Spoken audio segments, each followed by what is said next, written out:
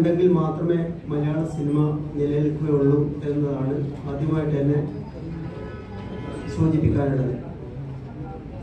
വളരെ വേദനയോടുകൂടിയാണ് ഞാനിപ്പോൾ നിങ്ങളുടെ മുന്നിൽ ഇരിക്കുന്നത്. ഒരുപാട് സിനിമാക്കാരുടെ കാര്യങ്ങളൊക്കെ നേരത്തെ നിങ്ങൾ കേട്ടിട്ടുണ്ടാവും, അറിഞ്ഞിട്ടുണ്ടാവും.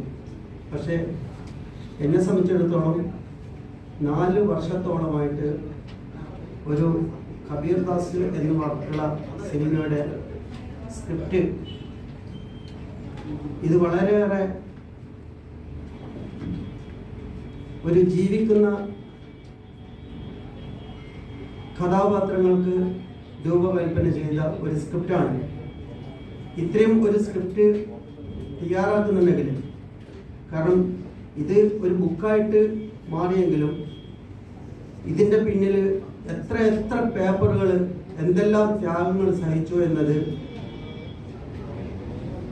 ഞാൻ പറയാതെ തന്നെ നിങ്ങൾക്ക് എല്ലാവർക്കും മനസ്സിലാവും.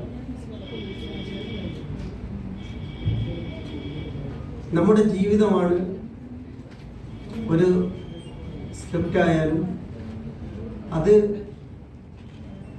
സിനിമയായിട്ട് വരുമ്പോൾ പ്രേക്ഷകർക്ക് മുന്നിലെത്തുമ്പോൾ പ്രേക്ഷകർക്ക് കൂടി നല്ലൊരു സന്തോഷം നൽകുന്ന, അല്ലെങ്കിൽ അനുഭവ സംഭവമായിട്ടുള്ള കാര്യങ്ങളൊക്കെ അടങ്ങുന്ന സംഭവമാണ് സിനിമ.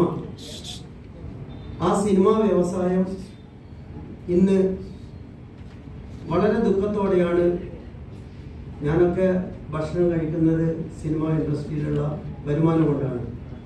ഞാൻ മാത്രമല്ല, 10,000-കണക്കിന് ആളുകൾ സിനിമയെ കണ്ടുകൊണ്ട് പല ആഗ്രഹങ്ങളും, പല മക്കളെയും വളർത്തി അവർക്ക് വിദ്യാഭ്യാസം കൊടുക്കാൻ, അവർക്ക് വേണ്ടുന്ന കാര്യങ്ങൾ ചെയ്തു കൊടുക്കാൻ പല സ്വപ്നങ്ങളുമാണ് ചീട്ടുകൊട്ടാരം പോലെ തകർന്നടിയുന്നത്.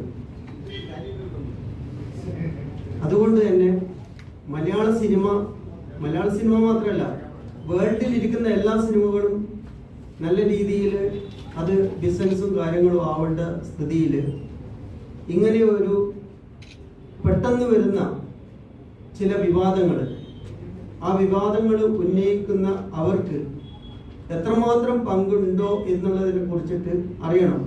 ഞാൻ എൻ്റെ സിനിമ ക്രിയേറ്റ് ചെയ്യുന്നത് എൻ്റെ ബുദ്ധിയും എൻ്റെ കഴിവും അതുപോലെ തന്നെ മലയാള സിനിമ പ്രേക്ഷകരുടെ കാര്യങ്ങളൊക്കെ ഉൾക്കൊണ്ടുകൊണ്ടാണ് ഞാനൊരു സിനിമ ക്രിയേറ്റ് ചെയ്യാൻ പോകുന്നത്. ഞാൻ 10-100 സിനിമകളിൽ പ്രൊഡക്ഷൻ എക്സിക്യൂട്ടീവായിട്ടും മാനേജറായിട്ടൊക്കെ പ്രവർത്തിച്ച ആളാണ്. പല ഉന്നതരായിട്ടുള്ള ഡയറക്ടർമാർ വർക്കുകളും ഞാൻ ചെയ്ത, മമ്മൂക്ക, ലാൽ സാറ് ഉൾപ്പെടെ, ശ്രീനാട്ടൻ ഉൾപ്പെടെ, ഡയറക്ടർ സിദ്ദീഖ് സാറിൻ്റെ ഒക്കെ ഒരുപാട് സിനിമകളിൽ ഞാൻ വർക്ക് ചെയ്ത ഒരാളാണ്. അപ്പോൾ അനുഭവ സമ്പത്തിൻ്റെ അടിസ്ഥാനത്തിൽ മലയാള സിനിമയിൽ ഇപ്പോൾ ഇന്ന് പ്രതിസന്ധിക്ക് കാരണം പ്രധാനപ്പെട്ട വിഷയം ചില ആരോപണങ്ങളാണ്. ആ ആരോപണത്തിൻ്റെ വഴിക്ക് അത് നോക്കാൻ ഇവിടുത്തെ നിയമ സംവിധാനവും അതുപോലെ തന്നെ അതിനുള്ള നീതിപീഠവും കാര്യങ്ങളൊക്കെ പോലീസൊക്കെ ഉണ്ട്. അത് അതുവഴി പോകട്ടെ. പക്ഷേ ഒന്നടക്കം മലയാള സിനിമയെ ഇല്ലാതാക്കാൻ, എന്നെപ്പോലെ സ്ക്രിപ്റ്റ് എഴുതുന്ന ഒരുപാട് ആളുകൾ സ്ക്രിപ്റ്റ് എഴുതിയിട്ട് സിനിമയാക്കാനുള്ള ആഗ്രഹങ്ങൾ, നടന്നുകൊണ്ടിരിക്കുന്ന ഷൂട്ടിങ്ങുകൾ, അതായത് 100 കോടി രൂപ വരെ മുതൽ മുടക്കിയിട്ട് ഷൂട്ട് ചെയ്തുകൊണ്ടിരിക്കുന്ന സിനിമകളൊക്കെ പലതും നടക്കുന്നുണ്ട്. ഇതിനിടയിൽ എല്ലാവരെയും അന്നം മുടക്കുന്ന തരത്തിലുള്ള പ്രസ്താവനകളും, ചിലപ്പോൾ അവർക്ക് പോലും എന്താണ് എന്ന് സിനിമയുടെ ഉള്ളിലുള്ള കാര്യങ്ങൾ അറിയാതെ പല വിദ്വേഷ കാര്യങ്ങൾ വച്ചിട്ട് പലരെയും വ്യക്തിഹത്യ ചെയ്യുന്ന തരത്തിലുള്ള കാര്യങ്ങളൊക്കെ ഇന്ന് നടന്നു പോകുന്നുണ്ട്. നമ്മൾ ഈ വിവാദത്തിൽ പെട്ടിരിക്കുന്ന പലരും തുറന്നു പറഞ്ഞത് ഹേമ കമ്മിറ്റിയുടെ റിപ്പോർട്ട്, അത് നമുക്ക് സ്വാഗതം ചെയ്യേണ്ട ഒരു കാര്യം തന്നെയാണ്. ഹേമ കമ്മിറ്റി റിപ്പോർട്ടിനെ നമ്മൾ എന്ത് ചെയ്യുന്നില്ല, തീർച്ചയായിട്ടും അതിനെ എതിർത്ത് സംസാരിക്കാനോ കാര്യമുള്ള അതിനുള്ള ചില വശങ്ങൾ നമ്മൾ പരിശോധിക്കേണ്ടതുണ്ട്. അത് അതിൻ്റെ വഴിക്ക് പോകട്ടെ. പക്ഷേ നമ്മളെപ്പോലുള്ള സിനിമാക്കാർ, ഒരുപാട് തൊഴിലാളികൾ, ഏതെല്ലാം തരത്തിലുള്ള, കാരണം ഈ സിനിമാ മേഖലയിൽ ഈ ആരോപണം ഉന്നയിച്ച അവർക്കറിയുമോ സിനിമാ മേഖലയിൽ ഏതെല്ലാം മേഖലയിൽ വർക്ക് ചെയ്യുന്നവരുണ്ട്. കോസ്റ്റ്യൂംസ്, അതുപോലെ തന്നെ ആർട്ട്, അതുപോലെ തന്നെ മേക്കപ്പ്, അങ്ങനെ സെറ്റ് വർക്കുകൾ, യൂണിറ്റുകൾ, ഡ്രൈവേഴ്സ്, ജൂനിയർ ആർട്ടിസ്റ്റുകൾ, അങ്ങനെ 10,000-കണക്കിന് ആളുകൾ, അതുപോലെ തന്നെ സ്റ്റുഡിയോ വർക്കുകളിൽ, ലാബ് വർക്കുകളിൽ, അങ്ങനെ 100 കൂട്ടം കാര്യങ്ങളിൽ ഏർപ്പെടുന്നവരാണ് ഒരു സിനിമ. ഒരു സിനിമയുടെ ഫണ്ട് ഒരു സ്ഥലത്ത് ഷൂട്ടിംഗ് ചെയ്യുമ്പോൾ ആ നാട്ടിൻ്റെ, ഈ കേരളത്തിൻ്റെ പൊതു സ്വത്തായിട്ടുള്ള ഖജനാവിൽ വരേണ്ട ഫണ്ട് വരെ നിലയ്ക്കുന്ന ഒരവസ്ഥയിലാണ്. പിന്നെ ഞാനിപ്പോൾ പറഞ്ഞു വരുന്നത്, നിങ്ങൾ നേരത്തെ കൊടുത്തിരിക്കുന്ന വാർത്തകളിൽ നമ്മളൊന്ന് മനസ്സിലാക്കണം. കേരളത്തിൻ്റെ വയനാട് ജില്ലയിലുള്ള ഒരു ഗ്രാമം മുഴുവനും വെള്ളത്തിനടിയിൽ പോയി മണ്ണിനടിയിൽപ്പെട്ട് ഇന്നും ജീവൻ തിരിച്ചു കിട്ടാത്ത ഒരുപാട് ആളുകളുണ്ട്. ഈ വിവാദത്തിന് പോകുമ്പോൾ നിങ്ങൾ മനസ്സിലാക്കേണ്ടത്, ആ ജീവനുകളെ നിങ്ങൾ തീരെ വില കൽപ്പിച്ചിട്ടില്ല. ഏതോ ഒരാളുകൾ പറയുന്ന ആരോപണത്തിൻ്റെ പുറകിൽ പോയിട്ട് സിനിമയെ നശിപ്പിക്കാൻ നിന്നപ്പോൾ കേരളത്തിൻ്റെ മണ്ണിനടിയിലായി പോയിട്ടുള്ള അവരുടെ ജീവിതങ്ങൾ നിങ്ങൾ കാണാതെ പോയതിലും സങ്കടമുണ്ട്. അങ്ങനെയൊക്കെയാണ് കാര്യങ്ങൾ ഇരിക്കുന്നത്. എൻ്റെ ഈ കബീർദാസ് എന്നുള്ള സിനിമ ഇത് നടക്കണമെന്നുണ്ടെങ്കിൽ നിങ്ങളുടെ അകമഴിഞ്ഞ സഹായ സഹകരണങ്ങൾ ഉണ്ടായാൽ മാത്രമേ നടക്കുകയുള്ളൂ. അപ്പോൾ അതുകൊണ്ട് ഈ സിനിമയ്ക്ക് കാതലായിട്ടുള്ള ഒരു വശം, ഈ സിനിമയ്ക്ക് ഇപ്പോൾ അഷറഫ് പറവൂർ, അദ്ദേഹം എൻ്റെ ഈ സിനിമയുടെ എക്സിക്യൂട്ടീവ് പ്രൊഡ്യൂസറാണ്. ഈ സിനിമയ്ക്ക് ഇൻവെസ്റ്റ് ചെയ്യാൻ വേണ്ടിയിട്ട് 13 കോടി രൂപയാണ് ഈ സിനിമയുടെ ഇൻവെസ്റ്റ്മെൻറ്റ്.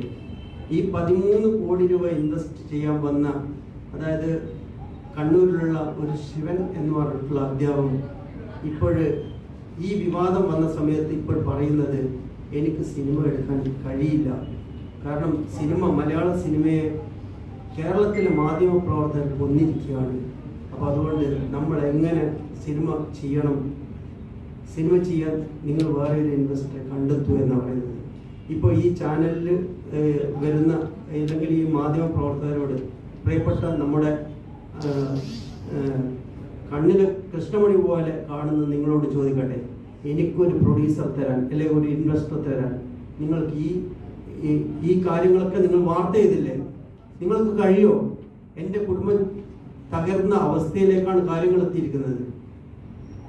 എന്തെല്ലാം പ്രശ്നങ്ങളാണെന്നോ, ഞാൻ മാത്രമല്ല, ഒരുപാട് ഡയറക്ടർമാർ, ഒരുപാട് സ്ക്രിപ്റ്റ് റൈറ്റർമാർ, ഒരുപാട് ടെക്നീഷ്യന്മാർ, അവരെല്ലാം തന്നെ ഇന്ന് പട്ടിണി കിടക്കുന്ന ഒരു അവസ്ഥയിലേക്കാണ് കാര്യങ്ങൾ എത്തുന്നത്. എൻ്റെ ഈ സിനിമ മാത്രമല്ല, പല സിനിമകളും. അതുകൊണ്ട് ദയവ് ചെയ്ത് നിങ്ങൾ കൊല്ലരുത്, പ്ലീസ്.